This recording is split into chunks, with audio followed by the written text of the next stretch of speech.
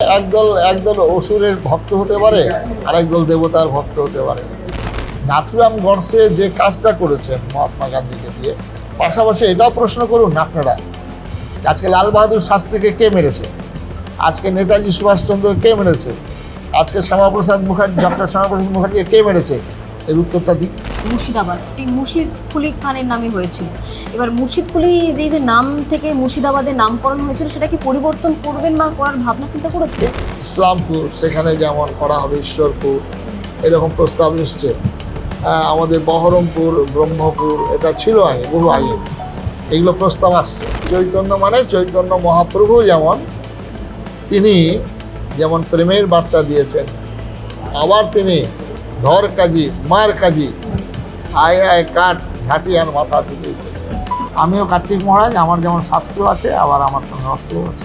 মেদিনীপুরে বাবরি মসজিদ তৈরি হচ্ছে, কোথাও কি মনে হয় না যে হিন্দু মুসলিমের যে ভারসাম্য রয়েছে সেটা নষ্ট হবে, কোথাও গিয়ে বিঘ্নিত হবে? আমার আপত্তিটা যেটা, যে রাস্তার পাশে না করে আরেকটু দূর ভিতরে করবে, যে মসজিদগুলো করবে রাস্তার পাশে, তারা তাজিয়া করছেন, তারা মহরম করছে, কোনো অসুবিধা নেই। কিন্তু হিন্দুর যখন বাজনা বাজছে, হিন্দুর যখন হরিবোল বলো হরি বলতে বলতে যাচ্ছে, তখন বাজনা বন্ধ করে দেওয়ার জন্য আবেদন। আর প্রশাসন সব ব্যস্ত।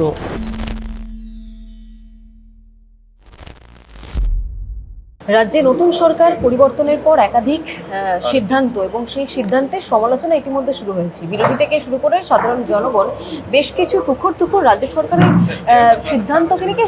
সিদ্ধান্ত নিয়ে ইতিমধ্যে সমালোচনা শুরু করেছেন, এবং তার মধ্যে মুর্শিদাবাদে হুমায়ুন কবির কিছু বলবেন না, সমালোচনা হবে না, তা হতে পারে না। এই মুহূর্তে মুর্শিদাবাদের যে সরগরম পরিস্থিতি রয়েছে তা নিয়ে কার্তিক মহারাজজি তিনি কি বলছেন? প্রদীপ্তনন্দ মহারাজজি এই মুহূর্তে বেঙ্গল লিবারেটিতে রয়েছেন, তিনি কি বলছেন? নতুন রাজ্য সরকার এসছে, রাজ্য সরকারের একের পর একের অ্যাকশন, তার যে কাজ, সেই কাজ নিয়ে কি বলবেন? নিঃসন্দেহে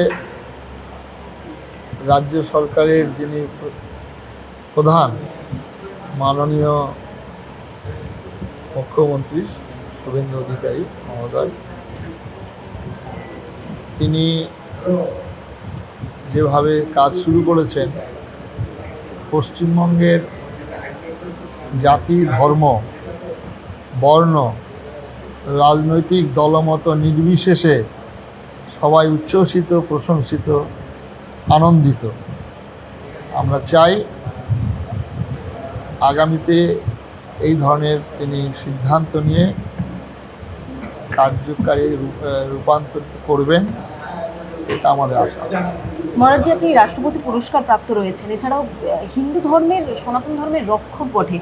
সেখানে দাঁড়িয়ে মুর্শিদাবাদের যে পরিস্থিতি রয়েছে, বেলডাঙ্গা আপনার যে আশ্রম রয়েছে, তার একেবারে কাছেই রেজিনগরে বাবরি মসজিদ তৈরি হচ্ছে, কোথাও কি মনে হয় না যে হিন্দু মুসলিমের যে ভারসাম্য রয়েছে সেটা নষ্ট হবে, কোথাও গিয়ে বিঘ্নিত হবে?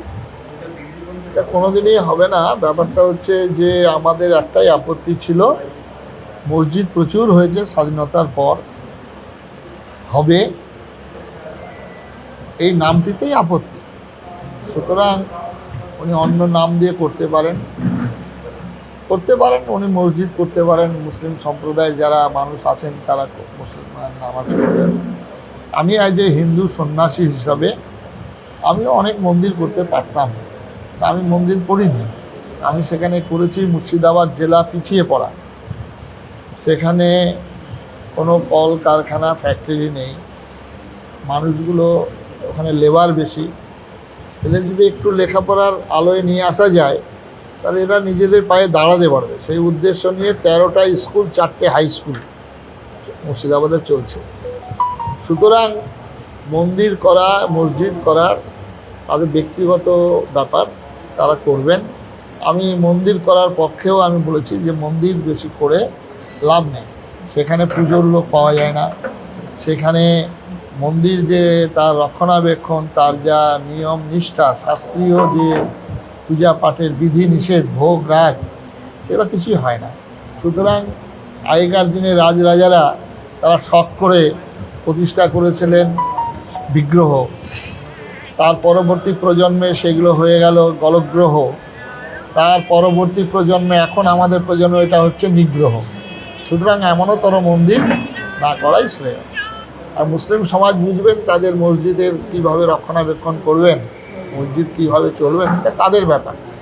আচ্ছা, আপনি এই মুহূর্তে দাঁড়িয়ে হুমায়ুন কবির মুর্শিদাবাদে যে ধরনের বক্তব্য করছেন, আপনি কিছু স্টেপ কেন নিচ্ছেন না? কিন্তু মুর্শিদাবাদে আস্ফালনটা একটু কম করতে বলেন।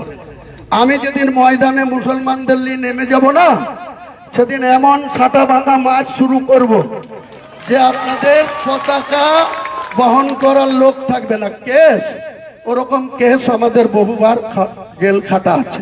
পুলিশ তো এফআইআর করেছে দুটি জায়গাতে, কিন্তু আপনি দেখুন, ব্যক্তিগতভাবে আমাদের কিছু ভগবান সৃষ্টি করেছেন দুটো কান দিয়ে শোনা, আর বলার সময় দিয়েছেন মুখ একটা। তার জন্য এই সম্পর্কে যত বেশি শুনবেন আর না বলাই ভালো। আচ্ছা, মুখ্যমন্ত্রী বললেন যে হুমায়ুন কবিরের এই বক্তব্য শেষ বক্তব্য হবে এবং গুন্ডা দমন একটা আইন আনতে চলেছে রাজ্যে। কি বলবেন এই বিষয়ে আপনি? মুখ্যমন্ত্রী পশ্চিমবঙ্গ সম্পর্কে সচেতন, সুতরাং মুখ্যমন্ত্রী যেটা বলেছেন এটা নিঃসন্দেহে সারা পশ্চিমবঙ্গের মানুষ তাকে সাপোর্ট করবে। তবে যে এই ধরনের কথা, যে কেটে ভাগীরথী পাঠিয়ে দেবো, তারপর সেটা ভাঙা মার, মুখ্যমন্ত্রী শপথ নিয়েছেন হয়তো, কিন্তু যে ধরনের কাজ করছেন সেটা নিয়েও সমালোচনা করলেন হুমায়ুন কবির। সেটা এক একজন আমার ধর্মের, সনাতন হিন্দু ধর্মের অনুগামী যারা, তারা হচ্ছেন সর্বেশাং মঙ্গলাং ভূয়াৎ বলেন, তারা হাঁসকে পুজো করেন, তারা ময়ূরকে পুজো করেন, তারা সাপকে পুজো করেন, তারা ইঁদুরকে পুজো করেন, তারা পেঁচাকে পুজো করেন। সুতরাং পৃথিবীর মনুষ্য গোষ্ঠীকে দুটি ভাগে ভাগ করেছেন যে ধর্মগ্রন্থ, সেটা হচ্ছে একদল বলেছেন হিদেন, একদল বলেছেন কাপেন। আর আমাদের ভারতবর্ষ থেকে একজন গৈরিক বস্ত্রধারী সন্ন্যাসী দুবাহু তুলে আহ্বান করছেন শ্রীনন্তু বিশ্বে অমৃতস্য পুত্রা। আমরা বলছি সবাই অমৃতের সন্তান, আর তারা বলছেন হিদেন আর কাপেন। তফাৎ হচ্ছে এখানে। আর তার যেটা অনুগামী, তারা কেটে দেওয়ার কথা বলবেন বাংলাদেশে যা হচ্ছে। তার যে অনুগামী তারা বলবেন হতভাগা দুর্ভাগা, আর আমরা বলবো অমৃতের পুত্র। কিন্তু এটাই তফাৎ। এই যে আপনি হাসি মুখে যেভাবে এইগুলো ডিল করছেন, হাসি মুখে শান্তভাবে কি ডিল করা যাবে? যদি একটা শ্রেণী তারা রাস্তায় নেমে পড়ে মুর্শিদাবাদে, একটা শ্রেণী যখন হাতে অস্ত্র তুলে নেবে। পাল্টা নামবে। আমাদের তো সমস্ত দেবদেবীদের হাতে শাস্ত্র যেমন আছে, অস্ত্র আছে, দুটোই আছে। আমিও কার্তিক মহারাজ, আমার যেমন শাস্ত্র আছে, আবার আমার সঙ্গে অস্ত্রও আছে। সুতরাং এই দুটোর থেকে আমরা হিন্দুরা শিক্ষা নেইনি বলেই তো আজকে এই দুরবস্থা। সেই জন্যে আমাদের প্রত্যেক দেবদেবীর হাতে যেমন অস্ত্র, কিন্তু এই অস্ত্রটা কোথায় প্রয়োগ করতে হবে, এটাই হচ্ছে মুশকিল। বিবেকানন্দ বলেছেন ভারতবর্ষ আবার জাগবে, আবার উঠবে চৈতন্যের শক্তি লইয়া, বিনাশের শক্তি লইয়া নয়, ধ্বংসের চিহ্ন লইয়া নয়, গৈরিক বেশ সহায়। সুতরাং চৈতন্যের শক্তি মানে ভারতবর্ষ হচ্ছে ধর্মের দেশ, পুণ্যভূমি, মোক্ষভূমি। আমাদের ধর্মগ্রন্থে শ্রীমদ্ ভগবদ্ গীতা প্রথম অধ্যায়, প্রথম শ্লোক, প্রথম অক্ষরটাই হচ্ছে ধর্মক্ষেত্রে কুরুক্ষেত্রে। প্রথমে হচ্ছে ধর্ম দিয়ে আমাদের জীবন শুরু, ধর্ম দিয়ে আমার জীবন শেষ। এই হচ্ছে ভারতভূমি। এটাকে জানতে হবে। এটা ধুধু মুড়ি বালুরাশি, কয়েকটা খেজুর গাছ উঠে আছে, উট বিচরণ করছে, এদেশ সেই দেশ না। এদের শস্য শ্যামলা, এদের শীত গ্রীষ্ম বর্ষা হেমন্ত, এদেশ। এই যে আপনি চৈতন্যের প্রসার বলছেন, এক শ্রেণী যদি হাতে অস্ত্র নিয়ে নেয়, আপনার আশ্রমও আগে দেখা গেছে যে ঘিরে ফেলেছে, সেক্ষেত্রে চৈতন্য দ্বারা কি তাদেরকে রোধ করা যাবে? অবশ্যই। চৈতন্য মানে চৈতন্য মহাপ্রভু তিনি যেমন প্রেমের বার্তা দিয়েছেন, আবার তিনি ধর কাজী মার কাজী, আয় আয় কাঠ ঝাঁটি আর মাথা দুটোই বলেছেন। সুতরাং আমাদের ধর্ম অনুসারে, শাস্ত্র অনুসারে যখন যেটা প্রয়োজন সেটা, আর তার জন্যই ভগবানের আবির্ভাব হন। বিনাশায় চ দুষ্কৃতাং ধর্ম সংস্থাপনার্থায় সম্ভবামি যুগে। নমস্কার, সবাই ভালো থাকুন। আরেকটা প্রশ্ন আমার এখানে, রেজিনগরে তো মসজিদ হচ্ছে, মসজিদ হওয়া নিয়ে আপনার আপত্তি নেই, নাম নিয়ে আপত্তি আপনি জানালেন। যদি আপনাকে নিমন্ত্রণ দেওয়া হয়, সমাজের বিভিন্ন শ্রেণীকে নিমন্ত্রণ করা হবে, আপনি যাবেন সেই আমন্ত্রণে সাড়া দিন? আমাদের প্রথমত নিমন্ত্রণ করবেন না, প্রথম প্রশ্ন। দ্বিতীয় প্রশ্ন যে তাদের সমাজ সেটা বুঝবেন। হ্যাঁ, আর আমার আপত্তিটা যেটা, যে রাস্তার পাশে না করে আরেকটু দূর ভিতরে করবে। রাস্তার পাশে করার উদ্দেশ্য হচ্ছে সেখানে বাস যাবে, ট্রেন যাবে, আওয়াজ হবে, রাজনৈতিক মিছিল যাবে, তখন মসজিদ থেকে আপত্তি হবে না। কিন্তু যখন আবার আমাদের ওখানে কোনো মরার কীর্তন যাবে, মরদেহ নিয়ে যাবে, বলহরি হরিবোল, আমাদের যখন বিসর্জন যাত্রা যাবে, তখন মসজিদ থেকে বলবে এখানে আমাদের মসজিদ আছে, বাজনা বন্ধ করো। এটাই হচ্ছে আমার আপত্তি, যে মসজিদগুলো করবে রাস্তার পাশে, তারা তাজিয়া করছেন, তারা মহরম করছে, কোনো অসুবিধা নেই। কিন্তু হিন্দুর যখন বাজনা বাজছে, হিন্দুর যখন হরিবোল বলহরি বলতে বলতে যাচ্ছে, তখন বাজনা বন্ধ করে দেওয়ার জন্য আবেদন। আর প্রশাসন সব ব্যস্ত। এবছর মহরম কেমন ছিল?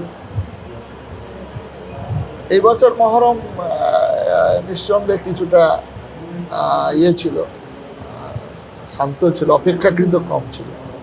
কিন্তু এদের মহরমের বিশ্বাসী যারা, মহরমে অবিশ্বাসী আছে। যেমন চালিশা, আমাদের বেলডাঙ্গাতে চালিশার বিরাট তোড়জোড়, সেখানে এত বিরাট বিরাট অস্ত্র নিয়ে যায়। এই প্রশাসন আবার যখন আমাদের হিন্দু ধর্মের কোনো যদি মিছিল মিটিং বেরোয়, তাদের যদি কোনো অস্ত্র থাকে, সর্বাগ্রে গিয়ে তাদেরকে অ্যারেস্ট করা, তাদেরকে হয়রানি করা, তাদেরকে, এই তো দ্বিচারিতা। সেখান থেকে শুভেন্দুবাবু যদি নেন, আইন পুলিশ প্রশাসন না থাকবে, তারা হিন্দুর পক্ষে, না থাকবে মুসলমানের পক্ষে, চেয়ার সেখান থেকে নিরপেক্ষ বিচার করবে। এখন তো না সরকার করবে বিজেপি, না করবে টিএমসি। আমাদের বলার উদ্দেশ্যই হচ্ছে, আপনি যে চেয়ারটা বসেছেন, এই চেয়ারটা হচ্ছে জনসাধারণের জন্য। এখানে টিএমসি হবে না, এখানে বিজেপি হবে না, এখানে হিন্দু হবে না, এখানে মুসলমান হবে না, এখানে কার্তিক মহারাজ হবে না। আচ্ছা, সরকার তো পরিবর্তন হয়েছে, প্রশাসনের ব্যবহারে কিছু পরিবর্তন দেখতে পাচ্ছেন? ধীরে ধীরে হচ্ছে, এখনো পর্যন্ত ব্যবহার ঠিক সেরকম আসেনি, কারণ এরা বহুদিন যাবত অভ্যস্ত। তো যেমন আমরা বাড়ি ঘর থেকে যখন এসেছিলাম, ভোর 4টের সময় ঘুম থেকে ওঠা আমাদের অভ্যাস হয়নি, আমরা 5টা 6টায় উঠতাম। ধীরে ধীরে এখন অভ্যস্ত হয়ে গেছি। প্রশাসন যেভাবে চলেছে, রাজনৈতিকের যেভাবে রাজনীতিকরণ এবং দলগত যে আদেশ নির্দেশ পালন করেছেন, এটা কিছুদিন লাগবে। আচ্ছা, আপনি বললেন যে এই যে নামবদল কমিটি তৈরি করা হয়েছে, বিধানসভাতে দাঁড়িয়ে আপনার নাম বললেন প্রকাশ্যে, সিএম, রাজ্যের মুখ্যমন্ত্রী, আপনি বললেন যে বুদ্ধদেব ভট্টাচার্যের নামে একটা রাস্তা করা হবে। উনি তো মার্কসিজমে বিশ্বাসী ছিলেন। না, ব্যাপারটা হচ্ছে যে এখানে একটু ভুল হয়ে গেছে। আমরা বলেছিলাম, আমাদের জিজ্ঞেস করেছিল যে আমরা সৎ,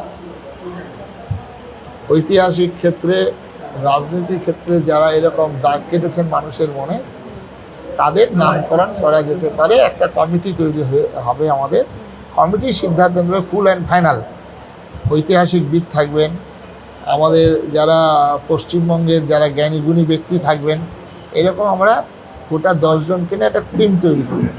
রাস্তার পরিবর্তন, নামের পরিবর্তন, যা কিছু সেই টিম সিদ্ধান্ত নেবে, আমি ফাইনালাইজ করব। সেখান থেকে ওনারা বললেন যে এরকম নাম দেওয়া যেতে পারে না, সেটা কমিটির সিদ্ধান্ত নেবে, দেওয়া যেতেই পারে।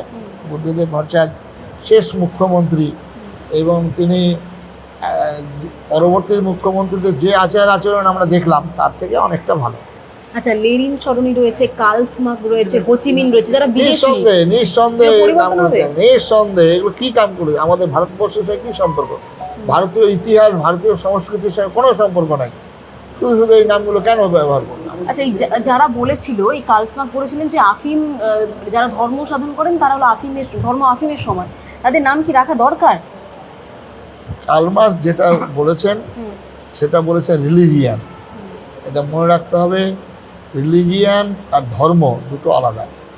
ধর্মের কখনো ইংরেজিতে ট্রান্সলেট রিলিজিয়ান হয় না, ধর্মকে বানান করতে গেলে DHRM বানান করতে হবে। সুতরাং এখানেই ভুল করে ফেলেছেন। আর যারা সেই হুক্কা হওয়ার মতো যারা বলছেন, তারা ধর্ম সম্পর্কে কিছুই জানে না। ধর্ম হচ্ছে মানুষকে শান্ত করে, ধর্ম উদ্দেশ্য হচ্ছে পশুত্ব থেকে মনুষ্যত্ব, মনুষ্যত্ব দেবত্ব উন্নীত হওয়ার পথকে বলছে। আর সেটাই হচ্ছে সনাতন ধর্ম। হাজার হাজার বছর যাবৎ মুনি ঋষিরা তপস্যা করেছেন, তপস্যা করে তারা জেনেছেন যে একটা পশু কী করে মানুষ হবে, একটা মানুষ কী করে দেবতা হবে। তার যা পথ মত সেটা হচ্ছে সনাতন ধর্ম, আর সেটাই হচ্ছে ধর্ম। আপনি যে জেলাতে থাকেন মুর্শিদাবাদ, সেটি মুর্শিদ কুলি খানের নামে হয়েছিল। এবার মুর্শিদ কুলি যে নাম থেকে মুর্শিদাবাদের নামকরণ হয়েছিল, সেটা কি পরিবর্তন করবেন বা করার ভাবনা চিন্তা করেছে? এগুলো তো একটা ভারতবর্ষ নাম চেঞ্জ করে কেউ যদি বলে হিন্দুস্তান, সেটা চলবে না। সুতরাং ইন্ডিয়াও যেমন হবে না, ভারত থাকবে। সেরকম মুর্শিদাবাদ একটা ঐতিহাসিক নিদর্শন, ঐতিহাসিক ক্ষেত্র। সুতরাং মুর্শিদাবাদের নামের পরিবর্তন করা যাবে না। যেমন কিছু কিছু নাম যেমন আছে, যেমন আমাদের ইসলামপুর, সেখানে যেমন করা হবে ঈশ্বরপুর, এরকম প্রস্তাব এসছে। আমাদের বহরমপুর, ব্রহ্মপুর, এটা ছিল আগে, বহু আগে, এগুলো প্রস্তাব আসছে। সেগুলো সব দিক খতিয়ে দেখা হবে। আমার শেষ প্রশ্ন, শুধুমাত্র কি নাম পরিবর্তন করে জায়গাগুলি বা রাস্তার উন্নয়ন করা সম্ভব রয়েছে, নাকি তা বাস্তবিক আকারেও সেটা উন্নয়ন করতে হবে? নামের পরিবর্তনের প্রয়োজনীয়তা আছে এবং সেটাকে বাস্তব দেওয়া। যেমন একটা নামের সঙ্গে আমাদের ভারতবর্ষে যে নামগুলো রাখা হয়, এই নামগুলোর উদ্দেশ্য আছে। হ্যাঁ, যে ভারত কথাটার নামের উদ্দেশ্য আছে। এগুলো চীন, জাপান, আফ্রিকা, আমেরিকা যেমন আছে, তার কোনো ব্যাকরণগত উৎপত্তি নেই। ভারত, জ্ঞানের সাধনায় রত, একে বলা হয় ভারত। এরকম নামের সঙ্গে তার পূর্বস্মৃতিকে জাগিয়ে তোলে। কিছুদিন আগেই পার্লামেন্টে সোমনাথ চ্যাটার্জি নাম করছিল যে রাম এবং কৃষ্ণ সম্পর্কে আপনারা এত করছেন কেন? রাম কৃষ্ণ সম্পর্কে, আদিনা মসজিদ, রাম কৃষ্ণ সম্পর্কে তখন সোমনাথ চ্যাটার্জি বলছিলেন যে এরা কাল্পনিক নাম, এই নামগুলো কেন আপনারা ব্যবহার করছেন? তখন সুষমা স্বরাজ বলছিলেন, সোমনাথজি পুছিয়ে পিতাজি কো আপকো নাম কিউ সোমনাথ রাখা গিয়া। তার জন্যে আমাদের নামের সঙ্গে এখন তো নাম রাখছি সব তোমাদের নাম, যেমন রিয়া, দিয়া, টিয়া, এগুলো নামের কোনো ব্যাকরণগত উৎপত্তি নেই। ভারতীয় নাম, এর সঙ্গে একটা অনেক অর্থবোধ আছে। এই অর্থবোধ হলে তার ভিতরে এগুলো জাগবে। এটা কি মানুষের সচেতনতার একটু অভাব রয়েছে হিন্দু ধর্ম বা আমাদের যে শাস্ত্র? নিঃসন্দেহে এটা তো সচেতনার অভাব আছেই। আমাদের যেমন ত্রুটি, আমাদের পণ্ডিত মহলের ত্রুটি, সাধু সন্ন্যাসীদের ত্রুটি, আজকে সেগুলো সংশোধন হচ্ছে, আজকে সেগুলো ভালো হচ্ছে। আচ্ছা, মহাত্মা গান্ধীর নাম রয়েছে এই বাংলার বহু জায়গায়, কিন্তু হিন্দুত্ববাদী সংগঠন তারা নাথুরাম গডসেকে তাদের গুরু হিসেবে মনে করে। সেক্ষেত্রে কি পরিবর্তন হবে মহাত্মা গান্ধীর যে নাম? এটা হতেই পারে। একদল অসুরের ভক্ত হতে পারে, আরেকদল দেবতার ভক্ত হতে পারে। একদল অসুরদেরকে তারা দেবতা মনে করছেন, অসুরদের গুরু, আর একদল আবার দেবতাদের গুরু। এটা ম্যান টু ম্যান ভ্যারি করবেই। এক দলের উদ্দেশ্য যে নাথুরাম গডসে ভালো করেছেন, আর একদল উদ্দেশ্য বলছেন খারাপ করেছেন। নাথুরাম গডসে যে কাজটা করেছেন মহাত্মা গান্ধীকে দিয়ে, পাশাপাশি এটাও প্রশ্ন করুন আপনারা, আজকে লাল বাহাদুর শাস্ত্রীকে কে মেরেছে? আজকে নেতাজি সুভাষচন্দ্রকে কে মেরেছে? আজকে শ্যামাপ্রসাদ মুখার্জি, ডক্টর শ্যামাপ্রসাদ মুখার্জিকে কে মেরেছে? এর উত্তরটা দিক। এইভাবে প্রস্তাব যদি কেউ আনে, সেক্ষেত্রে কি ভাবার বিষয় রয়েছে এই মহাত্মা গান্ধীর নাম যে রয়েছে রাজ্যের বিভিন্ন জায়গায়? এগুলো সেই কমিটি ঠিক করবে, এগুলো ভাবার কোনো প্রশ্ন নেই। তার অনেক অবদানও আছে, তার অনেক ইতিহাস আছে। এক দলের কাছে হয়তো তিনি এটা হয়েছেন, আরেক দলের কাছে কেউ আমরা মহাত্মা বলছি, জাতির জনক বলছি, একদল বলছি জাতির জনক হবেন কেন, একদল বলছেন দুরাত্মা বলছেন, এগুলো ঠিক না।